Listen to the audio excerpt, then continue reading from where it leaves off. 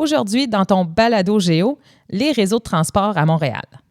Pour que les gens puissent circuler dans la région métropolitaine de Montréal, ça prend des réseaux de transport pour soutenir toute cette population-là, assez nombreuse, qui veut se déplacer tous les jours des banlieues vers le centre-ville de Montréal, ou ce qu'on appelle la ville-centre. Les options de transport sont nombreuses. On a fait des routes et des autoroutes. Il y a des pistes cyclables qui sont possibles, mais on développe aussi beaucoup le transport en commun, les lignes de métro, les lignes de train, les lignes d'autobus, et c'est encore en développement.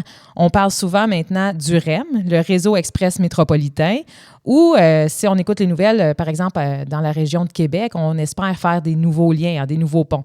Donc, c'est la raison principale du développement du transport dans la région de Montréal, qui est la métropole, mais aussi dans les autres grandes villes du Québec. Assurément, plus une banlieue s'agrandit, plus l'étalement urbain est important, plus ça va avoir des conséquences sur l'aménagement du réseau de transport. Il faut se dire que s'il n'y avait pas eu les banlieues, si les gens n'étaient pas allés habiter loin de la ville-centre, on n'aurait pas eu besoin de les amener vers cette ville-là. Donc, le développement des banlieues a fait le développement, entre autres, des transports en commun. Plus les gens habitent loin de la ville, plus, par contre, ceux-ci ont tendance à prendre leur voiture au lieu du transport en commun. Puis ça, ça va augmenter le trafic lors des heures de pointe. Pour essayer de résoudre ce problème-là, pour faciliter la mobilité urbaine, c'est sûr que la Ville de Montréal essaie depuis le milieu du 20e siècle de développer son transport en commun et d'attirer de plus en plus les personnes à l'utiliser. En 2024, on pense encore à des nouveaux aménagements. On essaie de penser à une nouvelle ligne de métro qui serait la ligne rose. On développe le REM, comme je te l'ai dit, mais c'est pas facile de développer ou agrandir un réseau de transport en commun. On a parfois des défis et des ralentissements dans le développement des travaux. En plus, en même temps que je veux développer des nouveaux transports en commun, je dois aussi maintenir le service existant. Notre structure de métro, par exemple, existe depuis les années 1960.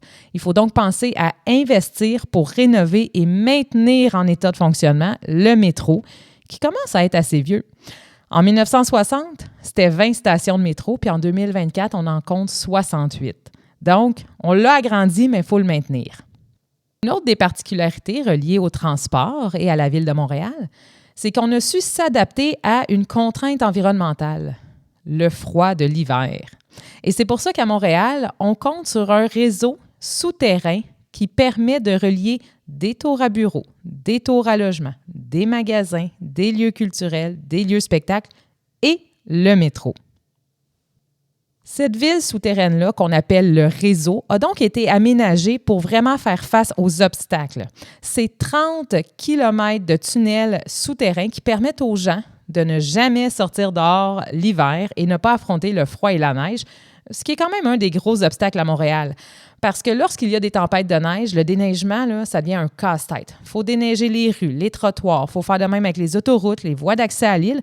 Puis il faut prévoir qu'à Montréal, il y a des quartiers où les rues sont plus étroites parce qu'ils ont été construits il y a très longtemps, alors que les automobiles, les camions, les voitures n'étaient pas ce qu'elles sont aujourd'hui. Le réseau, c'est quand même le plus grand aménagement souterrain comme ça au monde. C'est 30 kilomètres qui relient des stations de métro, des accès aux trains, aux terminus d'autobus, des immeubles d'habitation, comme je te l'ai dit, mais aussi des musées, des tours à bureaux, la bourse, le Centre Bell, la grande bibliothèque, des pavillons universitaires et plus de 2000 commerces. C'est connu assez mondialement, ce réseau-là, parce que c'est une des particularités de Montréal, ce qui en fait une métropole qui se distingue un peu des autres.